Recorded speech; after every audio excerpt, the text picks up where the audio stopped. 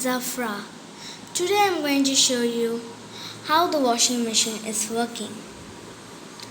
The materials needed are high-speed motor and a timer and a drum.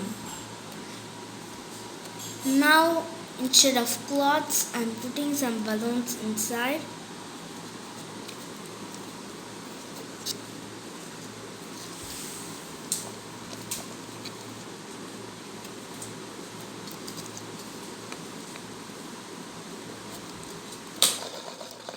See how it is spinning.